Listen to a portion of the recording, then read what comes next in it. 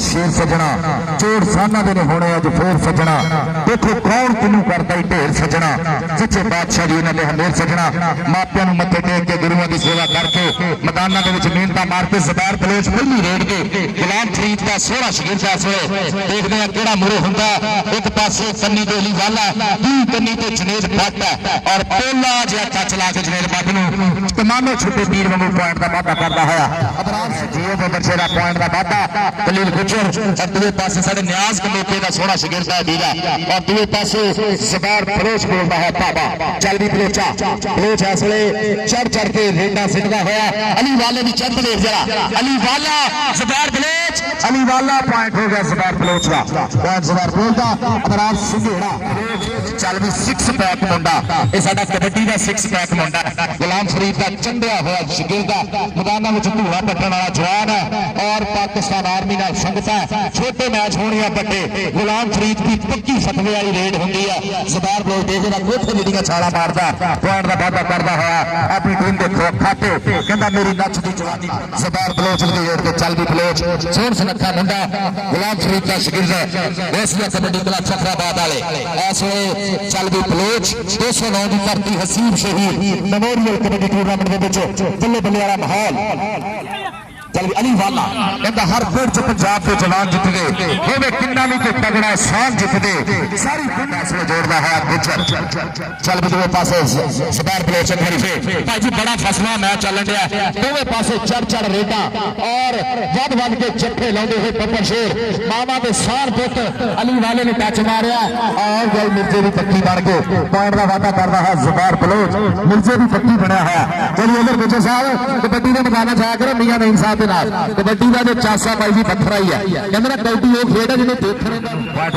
मैं मजीद साहब ने नोटा की वार्च कर दी है जी अपने वीरे को यह हक होंगे कहना नहीं बाबर छोटा प्रिंस है हाले तक असं छोटा प्रिंस लगा के रखे पाकिस्तान का लाड़ा रेडर पाकिस्तान आर्मी 19 चक डिस्ट्रिक्ट ननकाना साहब की भर्ती है प्रिंस है पाकिस्तान बाबर गुरु का शिकंजा सरदार बलोच फिलहाल मुगल टीम कप्तान तो सोनौरे ने फिलहाल मुगल तो सरदार बलोच आए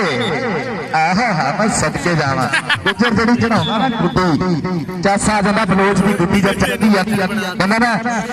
जिने जाफी जफा लावे और नचदा टपदा जांदा ही गुजर ना हथ किसे दे आवे ए खलीफ गुजर दे पासे सरदार बलोच 12 पॉइंट बराबर हो गए भाजी पूरी फसी हुई कबड्डी दोनों पासे मुंडे पूरे जोर लाने सरदार बलोच सजी कोनी फिलहाल मुगल है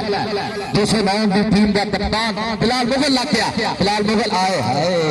कहंदा तेरे हाथ में जबान के मैं देवा कि लज मारे मापिया दी मापिया दी लज्जा नूं गुरुआं दी आ पैंदे देख पटाके कौडी खेड पंजाबियां दी आ पैंदे देख पटाके कौडी खेड पंजाबियां दी इस वेले साडे विच खड़ा अली वाला जुनेद भट्ट बिलाल मुगल टीम कप्तान 209 रे बिलाल मुगल आए हाय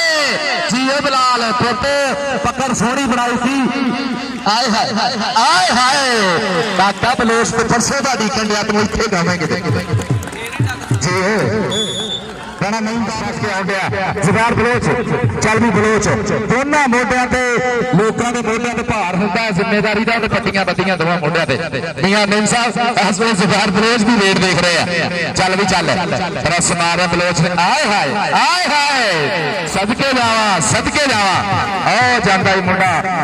चल भी तगड़ा बंद हिरदा वांगू चुलियां मारन जब भी हमले करते पारस लगते चीते वर्गा गुजर खलील गुजर दे पासे सरदार बलोच गुलाम फरीद की पग उची कर आए हाय अली वाला लग गया अली वाला सरदार बलोच साडा दे पेड़ कहना नहीं बाबर अच्छा जी लाड़ी ताड़ियां मारो वाले नहीं बाबर वास्ते आए हाय छोटा प्रिंस ऐसे पूरा काबू किया छोटे प्रिंस ने और पैर देखो छोटे प्रिंस का हो गया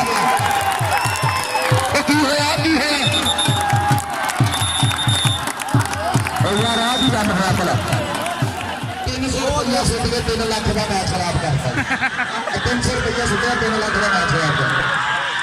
उधर भी जफा मार इधर देख सरदार प्रिंस का काम पे देख सरदार लोग अल्लाह बिना बंदा के पैसे ना देनी दे दो भाजी नाल टीम ना कटे लग दे जाके रोक के सारा बेड़ा गर्क कर देंगे सुनो ना छोटा मैच बहुत तगड़ा हो गया यार हम लोई टकदा नहीं ले ਬਸ ਅਸਰ ਸਾਹਿਬ ਉਹ ਬੰਦਾ ਪਲੇਡ ਤੋਂ ਚੱਲ ਸਵਾਰ ਪਲੇਟ ਟੱਚ ਮਾਰਨ ਵਾਲਾ ਨਹੀਂ ਬਾਬਰ ਹਾਏ ਹਾਏ ਰਣਜੀਤ ਬਾਬਰ ਸਵਾਰ ਪਲੇਟ ਹਾਏ ਹਾਏ ਓ ਖੈਰ ਮੰਨ ਗਿਆ ਜਾਣ ਕੇ ਨੇ ਰੋਕ ਕੇ ਮੌਕਾ ਦਿੱਤਾ ਉਹਨੂੰ ਉਹਨੇ ਕਿਹਾ ਆ ਆ ਭਾਈ ਨੇ ਖਰੇ ਰੂੜੀ ਮਾਰ ਕੇ ਪੀਤੀ ਆ